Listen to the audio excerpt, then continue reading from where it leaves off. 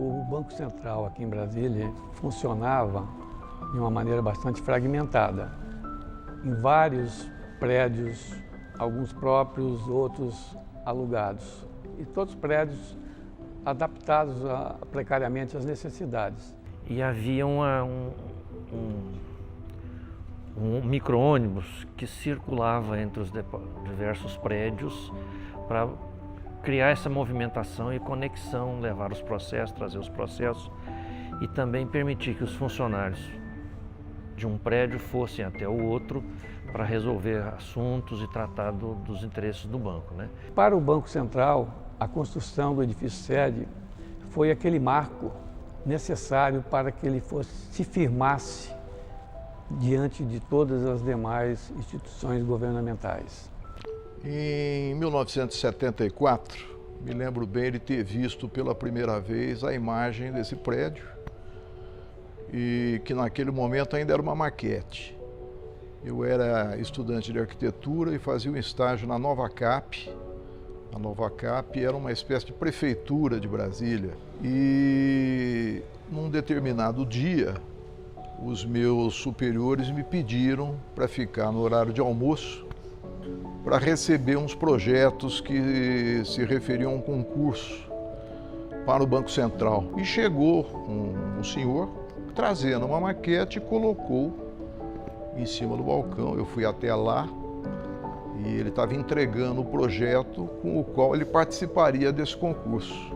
Coincidentemente, era o professor Hélio Ferreira Pinto, uma pessoa muito simpática naquela época, um senhor talvez de 50 anos. Ele era professor catedrático de projeto na Universidade Federal de Minas Gerais. E o Mário Henrique Simpson, então, gostou muito do projeto e disse assim: vocês são responsáveis por essa obra, pela concepção dessa obra, desse prédio, que vai, no mundo, representar a imagem financeira do país. Segundo se diz, 60% da área do banco está enterrada.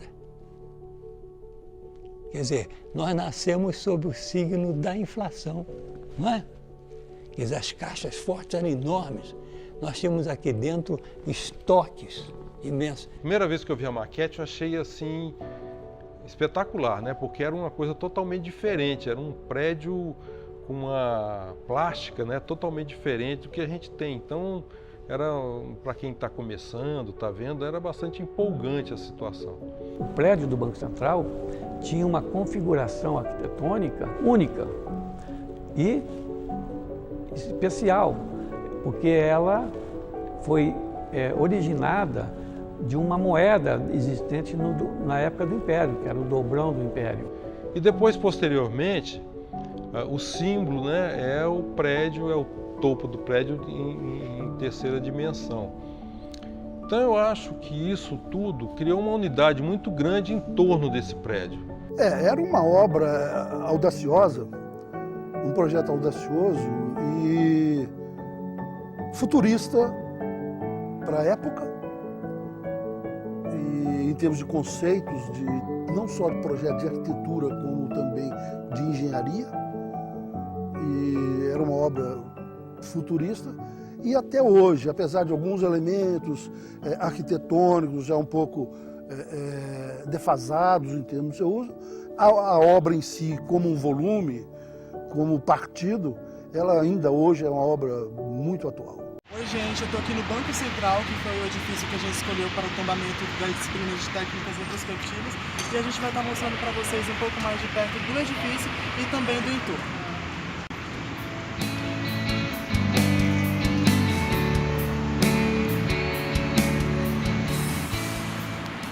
fachada posterior do edifício, aonde tem acesso ao banco e também tem acesso ao Museu dos Valores.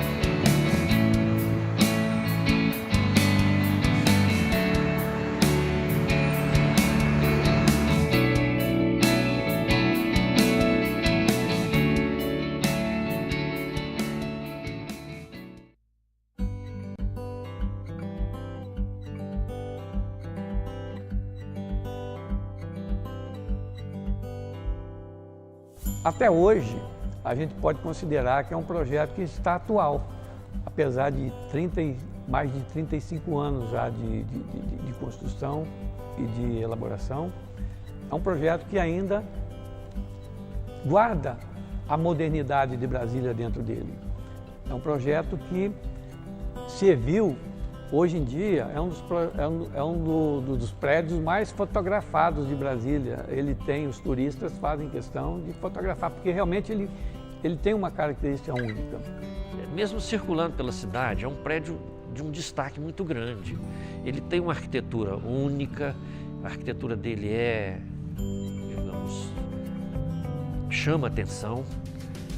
As pessoas olham os prédios e veem que é um prédio diferente dos demais. Então só isso já é suficiente para você olhar e ter a sua atenção atraída para o prédio. Isso daí, evidentemente, ajudou na imagem do Banco Central. Quando a pessoa vê qualquer foto do Banco Central, de qualquer ângulo, a pessoa logo identifica, lá é o Banco Central. O Banco Central existe como instituição, existe como instalações físicas, existe com seu corpo de funcionários, com seu capital humano. Mas muitas vezes eu me pergunto, que Banco Central é esse? Qual é o Banco Central que a modernidade exige? E durante esses anos todos, nós vimos esse prédio se adequar às necessidades da instituição e foi muito satisfatório poder ter chegado a esse momento em que o prédio atingiu a sua maioridade, a sua maturidade, na verdade. E foi uma alegria muito grande ter participado do processo de fazer com que o prédio chegasse a este ponto com saúde, para poder proporcionar à instituição os meios mais adequados e convenientes para exercer o seu papel, que é tão importante para a nossa sociedade e para o progresso do país.